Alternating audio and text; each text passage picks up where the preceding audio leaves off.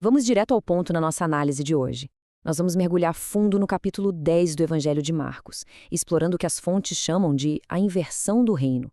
É, literalmente, uma reestruturação completa de tudo o que a sociedade costuma entender por grandeza e sucesso. Enquanto Jesus faz aquela caminhada final e super determinada rumo a Jerusalém, tem uma grande questão pairando no ar. Afinal, o que é necessário para herdar o reino de Deus? E a resposta que a gente vai ver aqui quebra completamente as expectativas culturais da época. Imagina uma sociedade onde o poder, a grana e a influência ditavam o valor de alguém. A lógica que Jesus traz vai na contramão de tudo isso. Isso nos leva ao primeiro ponto: a jornada para Jerusalém.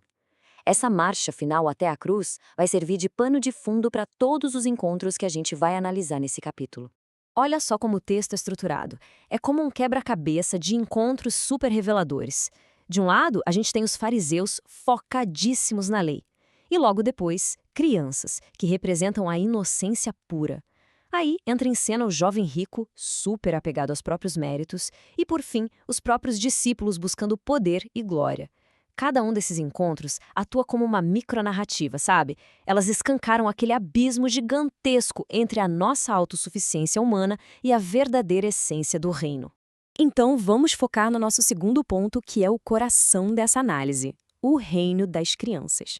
As fontes destacam uma cena aqui que é super terna, mas que, na real, chocou todo mundo na época. Pais começaram a trazer os filhos para perto de Jesus e o texto diz na lata que os discípulos repreendiam essa galera. Mas por que isso? Historicamente, na cultura greco-romana e judaica daquele tempo, criança não tinha status nenhum, zero influência. Então, os discípulos agiram como verdadeiros leões de chácara, barrando a entrada. Na cabeça deles, o mestre com certeza tinha coisas muito mais importantes para fazer do que dar atenção para quem não trazia nenhum benefício social. Só que aí vem uma das reações mais intensas de Jesus em todos os evangelhos. O termo grego que aparece no original é aganaktel. Não é que Jesus ficou chateadinho, não. A palavra significa uma justa indignação, um descontentamento profundo mesmo. E o detalhe mais impactante que as fontes trazem é que essa ira toda foi direcionada aos próprios amigos dele, aos discípulos. Eles estavam levantando muros exatamente onde a intenção divina era construir uma ponte de acesso. E a resposta de Jesus corta como uma faca. Ele dá uma ordem claríssima com uma permissão e uma proibição: deixai vir a mim e não os impeçais. Os comentários ressaltam que Jesus não estava só tolerando as crianças ali num cantinho, ele exigiu a presença delas. E mais, ele estabelece as crianças como modelo absoluto para qualquer um que queira herdar o reino.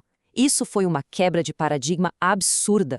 E isso ilustra perfeitamente o choque de visões rolando nesse capítulo. Dá uma olhada no contraste. De um lado, a visão dos discípulos, que é totalmente focado em status, poder, na tal da autossuficiência e em proteger a agenda do líder.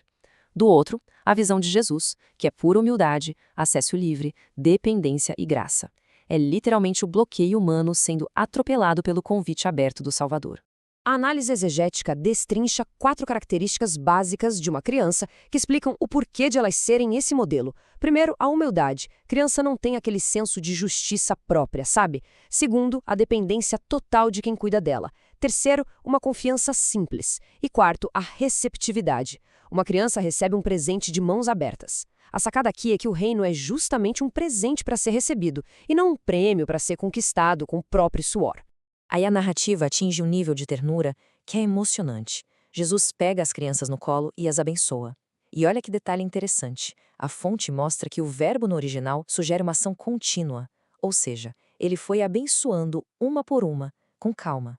É um gesto tão íntimo que revela um Salvador superpessoal e que se alegra justamente com aqueles que o mundo acha que não têm a menor relevância.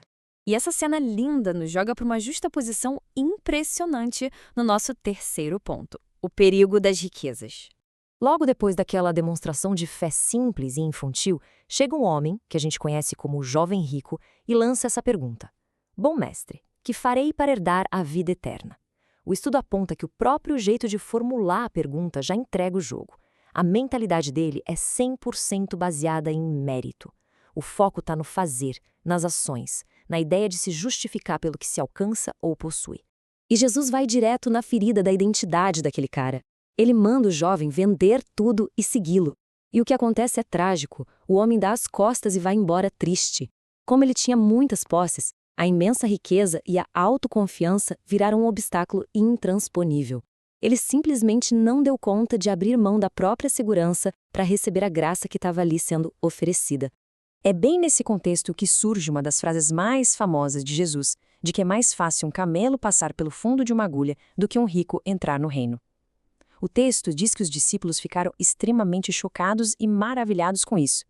A grande lição que as fontes tiram daqui é que tentar comprar ou conquistar a salvação pelo próprio esforço é uma impossibilidade absoluta. É inteiramente uma obra de Deus, porque, como o texto arremata, para Deus tudo é possível. Essa comparação que as fontes desenham aqui é genial.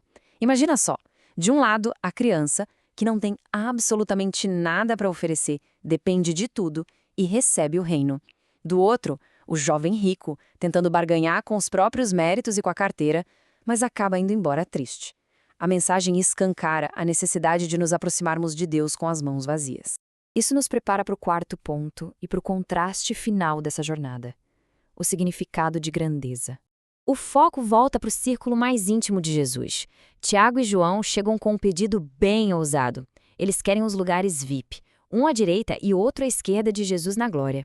A análise mostra como esses discípulos ainda estavam com a cabeça presa na concepção terrena de autoridade, naquela ideia de mandar e desmandar.